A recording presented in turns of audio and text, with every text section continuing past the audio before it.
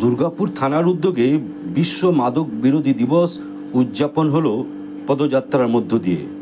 দুর্গাপুরের ভিরিঙ্গি টিএন স্কুলের ছাত্রছাত্রীদের হাতে মাদক বিরোধী ট্যাবলো নিয়ে পদযাত্রা করতে দেখা যায় বেনাচিটি বাজারের বিভিন্ন অঞ্চলে।